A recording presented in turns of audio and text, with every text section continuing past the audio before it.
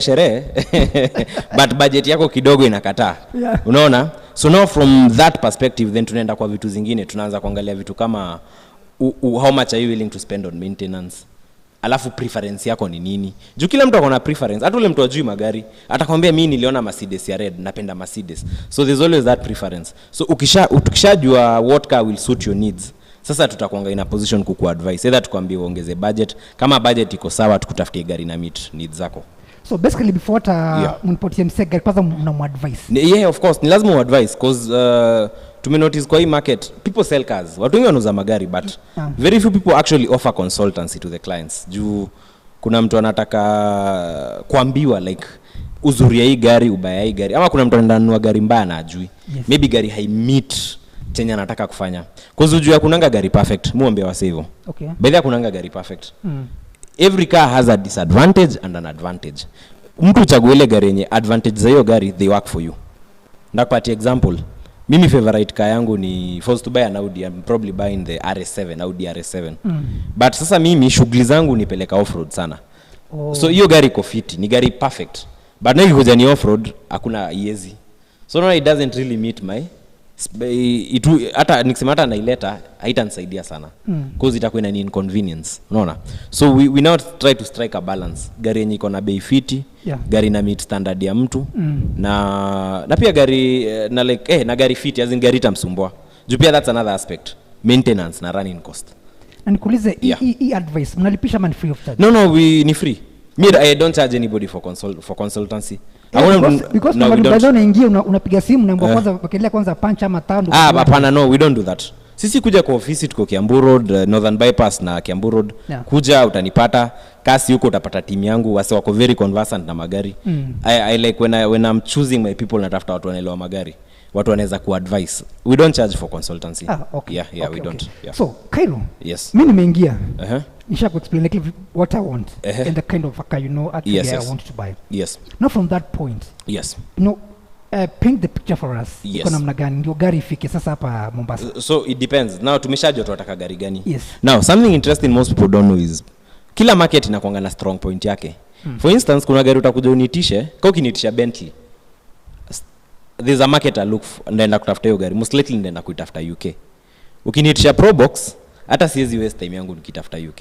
Ndaitafuta Japan. Ukinitisha maybe pickup, tutaangalia Malaysia ama Thailand. So every market inakuangana zile gari tunajonga. Hii market tuko more likely kupata hiyo gari. Either at a good price or even at a gari clean, unaona? So once tumesha identify gari, tumesema let's say tunaitoa Japan. The next step ni very simple. So nitakuonyesha available units. For the Japan market kuna kuangana two options. Kuna either kununua kwa auction ama kuna kununua kwa on the open market kwa dealer. So kama ni auction tutakuitia deposit, a security deposit. Juu auction inamaanisha tuenda kubid. I'm going to use my account in Japan to bid for that car. Ama tumeenda mbio sana. History ya kubid by the way. Yani ndio mafans pia changanikiwa zaidi. How does it happen? No, ina happening hivi. Every market zote mimi najua. Hata hii Kenya kuna kuangana auctions. Sema zile gari zimechotwa na bank. Sisi zinaendanga auction. Mpaka majuzi na happen hivi. But sasa maju market kama Japan nyingi hazikuangiza kuchotwa na bank. Market yao venye wame structure, mtu akitaka kuuza gari used, the easiest way to sell a used car ni unaipeleka kwa auction, ina fetch the highest price, unapewa do yako na auction house. So in Japan tunanuanga mostly kwa auction. Juu auction utu guarantee very low prices. Juu gari kishatoka auction iende kwa dealer, kuna kwa na margin of course. So gari zingine uta advise client ni aje tuende kwa auction. Tutafute gari tupate na bei fiti. Na hii ganji unaongea kuhusu hii ya kubid, right? Yes. Ni ganji yako ama ni client? No, it depends. Kama gari, let's say gari ya value ya 2 million. Naweza ambia client atoe kama 300,000. Hiyo 300,000 ni junaweza enda ni bid gari akatai kununua. So by the laws of the auction itabidi mimi mwenyewe nimeinunua. So what normally happens if we bid for the car tukose kushinda, deposit inakuwa refundable ama we can try on another car. Okay. Tukienda to bid alafu tupate hii gari imeivana, imeingia kwa account yetu, tumeishinda vizuri. Sasa hiyo 300k umelipa tuna subtract kwa total cost ya gari. Tunaiallocate tu kwa cost ya gari. Okay. So either way pesa yako iko refundable. Okay. Yeah. Another question, umesema pia ile imeingia kwa dealer, umemaanisha aje? Umeongea mambo ya bidder na kwa yard, right? Na kwa yard, yeah. Tofauti ni gani pale? Okay, depends. Gari kwa yard Japan ni gari already imeshabaiwa, yuko kwa auction. Cause sasa tumesema unaweza enda kwa auction. On the other side unaweza pata gari already yuko kwa auction, kuna mtu anaiuza Japan. Either a company or an individual. Hiyo sasa tunaitanga ni gari kwa dealer. So ni rahisi tu, tunapiga simu, gari kwa available iko. Tunakununulia, unatuwekea do, si tunakubaia. Na pia tuko na option, unaweza jilipia direct. If you want to send your money directly to Japan, we'll just give you the account unatuma. Na kwani hiyo trust kwa namna gani? Because mseme release kama 2 million maze na ni kitu hata hajaona. Yes. Hiyo trust kwa namna gani? It depends. Unajua sasa so na kama sisi we have a good reputation. Mimi, let me just talk about myself. Yes. Even during my tenure when I was a director at Imports, my former company, we never had any issues, teething issues or tumepoteza pesa or anything. I mean, Mimi, I've always tried to do things by the book. So one thing you also have to look at before you entrust someone to import a car for you. Number one ni, first of all, unapea nani pesa yako? That's a question a lot of people don't ask. You understand? Yeah. But maybe mtu akona cases of obtaining. He has a case in court. Alinyang'anya mtu pesa. Unaona sasa huwezi enda kupatia mseka huyo do. So pia unafanya background checks. There's so many honest dealers who can be trusted. Hii Nairobi ni watu wengi sana wanaweza kuwa trusted. Yeah. Again, bado in Nairobi there are so many people who cannot be trusted. That is true. Yes. So I think it's just checking, trust your gut instinct. If you don't trust a person, don't give them money. Juu pia unaweza decide utajiimportia gari na uibiwe on the other side. Ukienda embassy ya Japan utapata cases mob sana, watu wana complain huko, tulituma pesa Japan haikuwa ifika, you know. So kuna ngana hizo procedures. Sasa mtu kama mimi, because I'm in the industry, we have invested. Like I was in Japan in October. Mimi nimeenda huko, so I've met those dealers. I've also been to Singapore, I've been to Malaysia. Basically all these markets where we buy a lot of cars to, I've already gone there, and we have ground assets kwa hizo market. So niko na mtu naweza pigia simu aende niangalie gari mahali, tujue tunalipa the correct place. Same applies for the UK. Tuko na wasee kwa ground. So I think that gives us an edge over most of our competition. Yeah. Sasa endelea, because sasa una explain wasee vile sasa gari importing. Sasa ulikuwa kusumu sana kukamua ikiwa kwa meli umalizi yako kwa balance. Ikifika Mombasa unalipa kitu inaitwa the duty and the freight. Sasa duty, registration na clearing, hizo mtu analipanga gari ikifika Mombasa. So once imefika Mombasa itakuwa under your name. And Kairo, yes, what if kitu happen in between Japan amefika kufika mpaka hapa, maybe gari potee ama yaribike? Okay, gari yezi potea. The way the global shipping industry is how would I say, the way the global industry is designed, unajua bedhe apart venye Kenya kuna ngana ukora mingi, the world mostly runs on trust. Ukiangalia all international businesses, they run on trust. Sai Dan ukisema wataka kutuma pesa, kutumia anko yako pesa UK, utaenda Western Union upeane pesa na kesho wakifunga.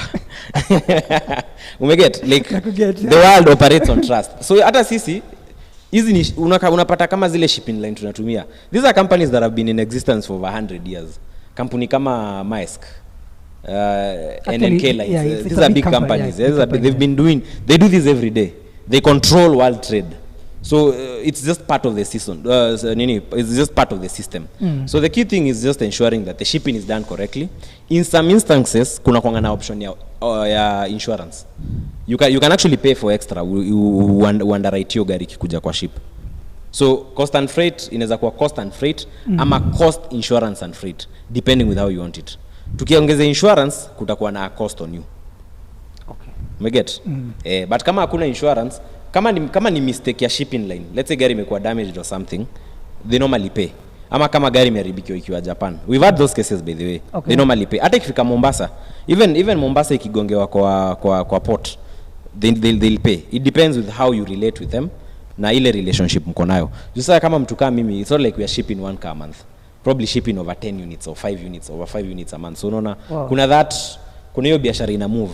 So once you have those relationships in place, you even able to protect your clients, because you can negotiate for better deals for them. Gari zao zinakuwa handled in a better way, as opposed to mtu angekuja tu anunue gari once na aende. Okay. Yeah. So gari imefika Mombasa. Yes. Umenipigia simu ndani aje mzigo ndio imeshuka. Imefika Mombasa, yeah. From that point no ingie Kenya, yes. KRA and all that. Yes, you can do that. What happens? Now, something I forgot to mention. Before we even buy the car na tufanye contract, yes. we also have to calculate what KRA will ask on that car. And that's something you cannot ignore. You know, KRA is in the business of collecting taxes, so you need to pay them their taxes. No shortcuts. Okay. If kama unataka 1 million kwa gari, pay them the 1 million. So we normally advise you. So peer responsibility yetu ni ensure you're not underpaying the taxes and you're not overpaying. Juu pia unaweza overpay tax. Okay, hebu simamia kwanza hapo. Okay. Kuna point umeongea. For example, umeniambia Dan, yes. This German machine itakuchukua 4 million. Yes. If 4 million inclusive of duty. Yes. Tukisema total cost inakwanga include duty.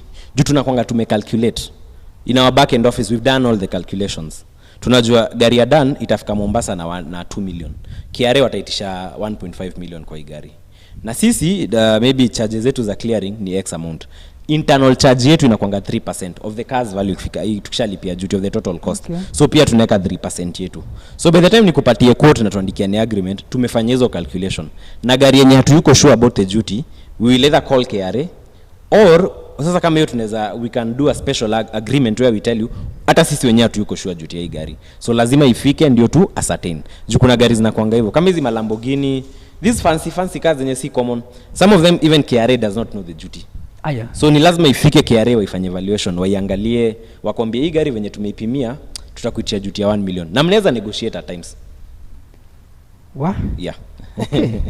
So okay, endelea. Yes, so nilikuwa nasema, so ikifika Mombasa, part of our role is to ensure you're paying the right taxes. Don't overpay and don't underpay. Kama ni, let's say kama ni Audi Q5, the duty is 1 million. We make sure you pay the 1 million. So we will advise you, na tutakufanyia clearing, because it's a whole process. Tutakufanyia registration, kama ni inspection, everything. Na gari ikishamaliziwa, si logbook inatoka na gari inatoka. Tunakuletea gari yako. So just paint the picture for us, our fans waelewe. Yes. Unaposema kulipa duty. Yes. Nini inalipiwa sawa? Okay, kuna kuangana vitu mob sana kwa duty. Yes. I normally like to break down those payments into two. Kuna duty and registration. Hii inaendanga KRA. Okay. And then kuna other things. Kuna vitu kama port charges. Kuna vitu zingine kama radiation. It's a whole list of very, very minor payments. Na even within duty itself, unaona within that duty, blank payment ya duty, pia KRA wanakuanga wamekubreakia down. Kuna excise duty, kuna VAT, kuna railway development fund, kuna kuanga tu na vitu mingi. There are so many things. So but the whole amount that goes to KRA, it's made in one payment. Now that's the duty payment. Kuna bado pesa zingine zitaenda kwa wase wa port. Kuna port charges, kuna vitu kama the agency, mtu anakuklearia kwa ground, lazima umlipe agency fee yake. Kuna vitu zingine kama hizo za radiation. So there are so many little payments. But now what we do, we normally pay them in two. Tunalipa KRA na tunalipa clearing agent. So the agent sorts out everything. Okay. Juu hata sisi, even on our side to reduce the, yani hii kazi ya kuclear, we normally outsource some of these services. Okay. Yeah. Kama sasa mimi, I have partnerships with like 4 agencies in Mombasa.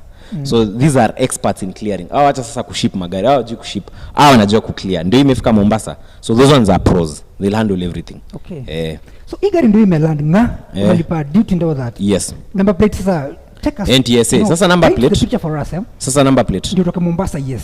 Mpaka Nairobi. Now, once we pay the duty, yes. Now KRA hands over to NTSA. So there's normally a handover that kind of happens. So KRA wamemalizana na duty, they verify that you have paid the correct duty. Nowadays they've invested in a very good system. So every time ukilipa duty KRA, they even send you an email.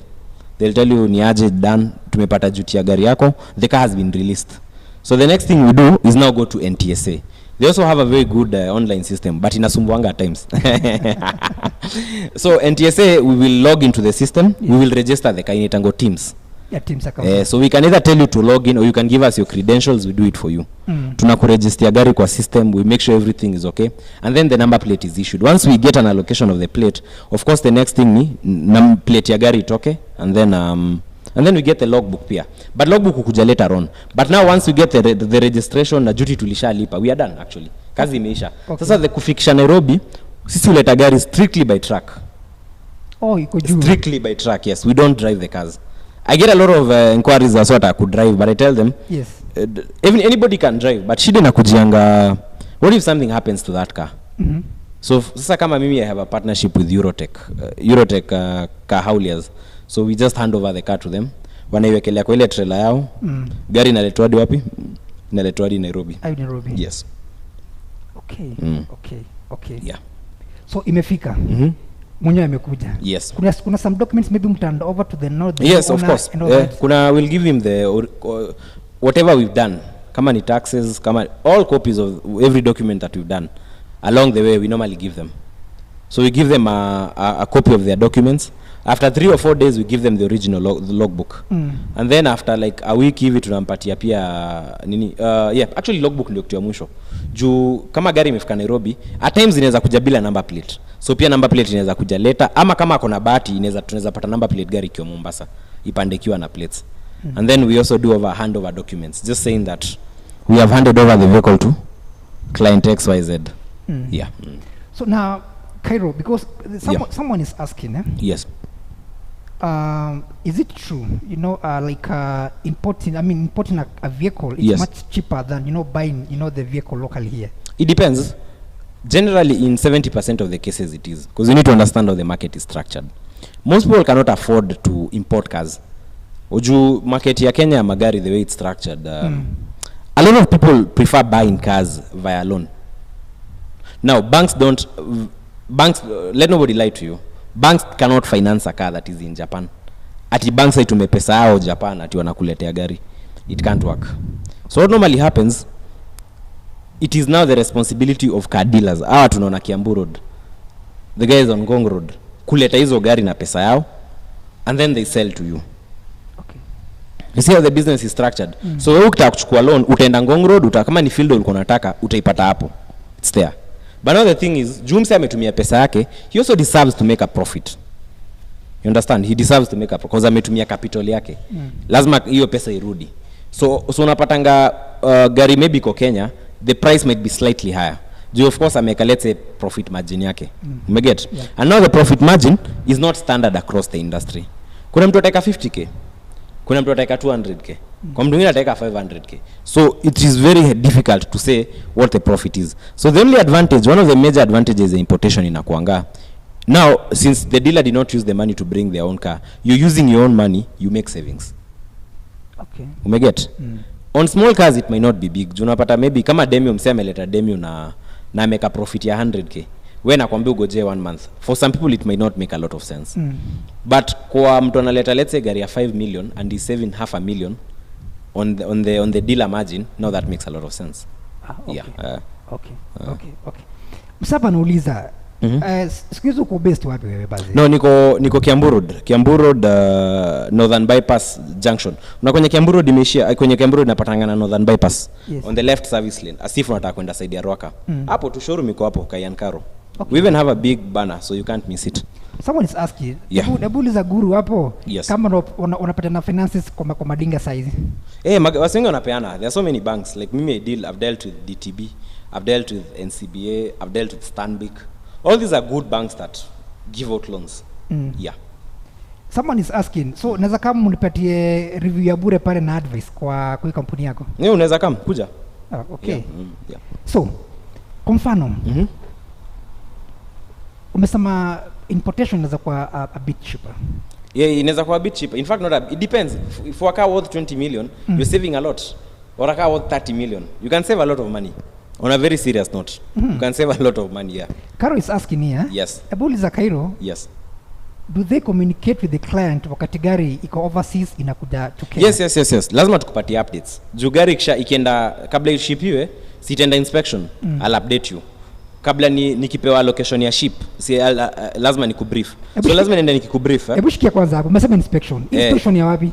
No, under Kenyan regulations, any car before it's registered in Kenya, it has to be inspected. Once it lands? No, it depends. Cars are normally, in some markets like Japan, sisi ufanya inspection ikiwa huko. In some markets like Australia, the government of Kenya does not have an inspection center. So we normally do the inspection in Mombasa. Ikifika Mombasa, that's where we'll do the inspection. Sasa kama tuseme leo tutoe gari, tuseme tuna import gari kutoka, let's say a weird place like place mbali hata place yenye gava ifanyangi inspection ka Australia sasa. So you see in that particular case now the car will have to be inspected in Mombasa. But those busy markets like the UK, markets like Japan, we normally do the inspection before we ship the car. Yeah. Pitapa anauliza, ebu ask Kairo. Yes. Kitu moja. wanajua gari iko in good condition aje nimetoka majui na come to Kenya? No, it depends. Place kama Japan has a very very good system. Japan has a system called, you see the auction system, it is a self-contained system. Iko na hadi grading ya magari. So mimi nikiwa kwa ofisi yangu Kiambu Road, nione gari inaingia auction kesho Japan, I will tell you if that car is clean or not. Because the Japanese are very meticulous. Who grade gari zote? Cars are graded from grade 1 all the way to grade 6. Inakuanga grade 6 I think, yes. So inakuwa grade 5 ama grade 6, I'm not very sure. But generally a rule of thumb, Kenya tunaletanga gari za kuanzia grade 3 to around grade 4.5 or grade 5 ule mtu ameleta gari clean. So between grade 3.5, grade 4, grade 4.5, those are not bad cars. Hizo ni gari safi. So nikiona gari kwa auction nimeandikiwa grade 4.5, I know that's an extremely clean car. Nikiona iko grade 4, that's a clean car. It's clean. Grade 3.5, it's a clean car but might have some minor scratches.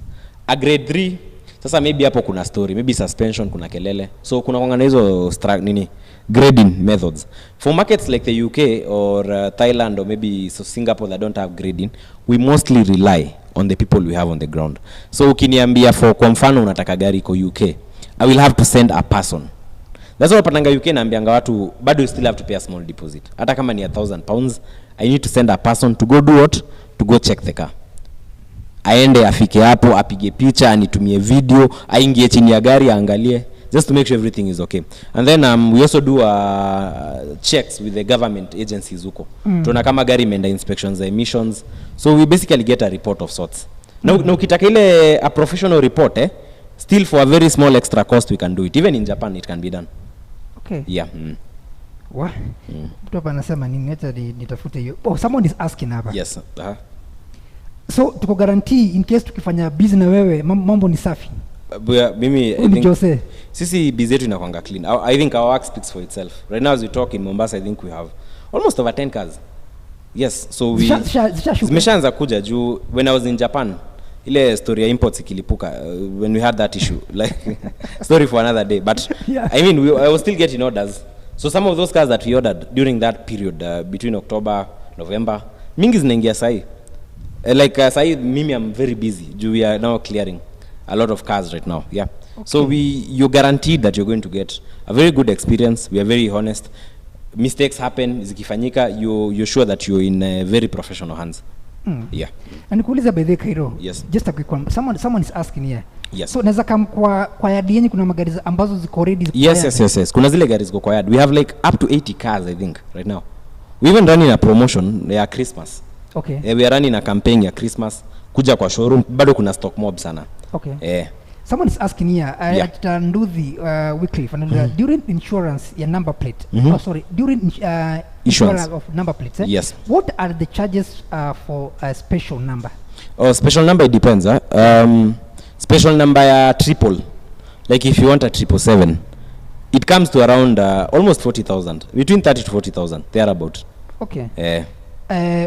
Mwana uliza, if I identify a car in Germany, yes, can I include you to do the transaction and all that on yes. my behalf? Yes, actually we do that. In fact, si lazima tukutafutie gari. Kama unajua cha unataka, go online, look for a car, identify it, give us the link, we'll handle everything for you. We'll contact the dealer, do the payments, do the checks, arrange shipping and ship. So we can do all that. But Germany is interesting because Germany drives on the wrong side of the road. They drive on the other side. Oh, yeah, okay. So, I mean, since they drive on the other side, yes. You know, Kebs has a restriction. Huwezi ingisha gari left hand Kenya. Kebs wanakwanga strict. You can only bring a car that is 8 years old. Na gari yenye steering wheel iko on the right. Iko on the right, yes. Yeah. Someone is asking about what happens ukitoa gari Australia, then inspection inafanywa at the Kenya port here in Mombasa. Yes. Then it fails the inspection. Yeah, that's a very good question because now you have to be very careful. Yes. That's why you come to professionals. So that mimi nikiwa on the other side, I ensure that the car shipped iko in good condition. Juu ikifail inspection huku, Cabs will tell you to ship back the car. Wacha mchezo. They will. Nushekela do? Yes, they will. Watakwambia urudishe.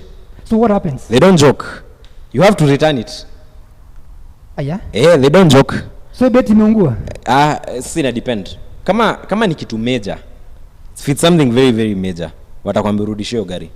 They are very strict by the way. You know, people think Mimi I think kama kuna place the Kenyan government inakuanga very efficient na very ruthless ni kwa importation ya magari, they don't joke. So what can make a vehicle iko to pass inspection? Inaweza kuwa kama siku hizi gari za UK, even the DCI does a check on all cars from markets like the UK. You need to have a letter from the Interpol, the Interpol unit under DCI. They have to check for the car, just make sure that all the documents are okay, everything is fine. So these guys are very efficient, they'll check. So wakipata hiyo gari imekuwa marked as stolen, utairudisha kwenye imetoka, and you'll be in a lot of trouble. Because that used to be a problem in Kenya. Watu walikuwa ship gari zimeibiwa from markets in Europe. Nowadays they are very strict. Bado ukileta gari iko na issues huku, watakata, they can send it back. Yeah. So unless maybe you appeal and you maybe give very good reasons, maybe the car was, maybe hiyo shida ilipatikana gari kufanya shipping, ama maybe ilienda inspection kukakuwa na issue, any two, unless you have a very good story why the car should not be shipped back, they can. Na bado hata wakikupatia hiyo exemption, I think probably you still have to sort out that car. So when it comes to ensuring that the gari is naingia clean, those guys have really tried. You have to give them credit for that. Okay. Yeah. Mtu hapa anauliza mazee, hebu ambia Kairo mazee. Yeah. Hizi maofa ni gani ziko this Christmas? No, tuko na gari mob sana. Tuna slash mabei. Tuta-upload your stock list kwa page yetu. Mfollow page yetu inaitwa Kairo. We'll upload all those photos. Magari kwanza leo sasa na tutaweka hiyo list, hiyo stock list zile gari tumereduce prices. Okay. Yeah. And by the way, followers, don't forget ya kwamba kila siku ya Wednesday tutakuwa na show, Sikika Enda, Yeah. Sasa hii kudu introduction, part of it, mjue tutano tunaingia. So from next week, this is our second episode actually. So tuna stream that is on Monday, Wednesday and Fridays. So each and every Wednesday tunachambua magari, different vehicles, mjue features zake, kwa nini inauzwa hivi, ama ni aje. Yeah, ni kweli, yeah, it's good. Because tumerealize wase wengi vitu washikanishi, unajua. No, it's a problem in the market. People Wakenya hununua gari juu niliona best yangu na Benz, wacha ninunue Benz. Ama best yangu alisumbuliwa na Audi. Mimi siwezi nunua Audi. But there's so much that goes on behind. True. Yeah. Because say maybe unasikia between this car is supercharged, this car is turbocharged. What does these things really mean? So come as next week on Wednesday. Mambo itakuwa manze moto zaidi. So Mr. Kairo, because actually we are finishing the show. Yes. Na bado maswali zinaingia hapa. Somebody is called Kalash Kinov anauliza, yes. Is there a way I can import a vintage car by dismantling all the parts, truck body, and shipping them separately? Then I have it assembled in Kenya. Okay, you can do that. Uta-assemble, sawa. Yes. But you'll never drive that car on Kenyan on any public road. Why? Uta-register aje. You see, niki-explain the story of duty, there are some things I didn't mention, that the system is designed in such a way. Yes. Kama kebs wakikukanyagia gari, hata uwezi lipia duty. NTSA won't even look at that car. KRA won't even be interested in your money. So it's a system. Before you pay for the taxes, you need to provide evidence that the car has been inspected and meets Kenyan standards. So gari na meet standards za Kenya. Now the next thing, you have to hand over that document to the KRA guys, ndio wapatie entry, ndio utoe gari, si ndio? Aya, before gari hata itoke, you have to go to NTSA. Lazima waone chassis namba ya gari. Wa make sure KEBS na KRA wamesema hii gari iko sawa, ndio wakupatie number plate. So tunaona there's a very well structured system. So you can't really just dodge it. So hata ukienda uassemble hiyo gari, cause let's say ninunue chassis Uganda nilete huku kama spare parts, ninunue mataa Dubai nilete, ndaishikanisha sawa, but you'll never drive it.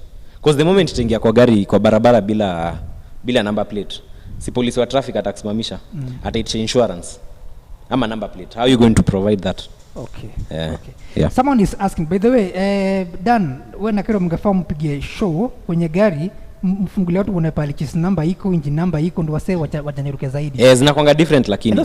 Someone is asking, how can you identify also, mpige pia show ya, how can you identify? Yes. How do to check a genuine mileage on a vehicle? Yes. And number 2, how can you tell that hii gari ni mwaka fulani? Kuna mali kwenye gari imeandikwa? It depends. Gari za Japan, hizi Toyota, Nissan, wanaonekanga kwa driver's belt, yes, inakwanga na year of manufacture. Hizi gari German, chassis number ukirun online, kuna kwanga na zile sites za ku search chassis number. Ukiranio chassis number online, nakupatianga kila kitu hiyo gari. inakupatia year of manufacture, plant kwenye ilitengenezewa, specs zote. We also sell spare parts. So department yetu ya spare parts, they do that. They'll just ask you for a chassis number. Hiyo chassis number itawapatia kila kitu. For European cars. Japan cars inakonga a bit tricky juu unajua sasa hawananga like a centralized database. But watu kama Mercedes, BMW, Audi, they have a very good database which anybody can access. Na una search, unaona ukiweka hiyo chassis number inakupatia all the details of the car. Okay. Because actually now Mr. Khalif, we are finishing the show, eh? Yeah. What are your parting shots? Because najua sana next week nikutoka kwa moto zaidi sasa. Sawa. Well, I think for me is I'd appeal to a lot of guys mkuje kwa our showroom. Kuja, we are ready to assist you. And sisi atubaguangi, we sell all sorts of cars. Hata kama unataka kuimport gari ya 1 million kuja, we'll assist you. If you want a 30 million car, just come again, we'll help you. And I believe we are amongst the most professional people in these industries. So if you give us your money is very safe. And sisi ufanya vitu above board. We don't engage in any retrogressive business practices. And we have a very clean record. Oh. Yeah. So guys, hii ndio mwanzo episode ya pili au sio? Kwenye hii Sikika Road Safety TV. So guys, from next week mambo itakuwa moto zaidi. And also tuko na another jamaa fulani na come kwenye show on Friday kuchambua magari. Unajua tufanya pia car comparison, gani ndio gani, wapi ndio wapi. So guys, ndio mwanzo sasa wa mambo au sio?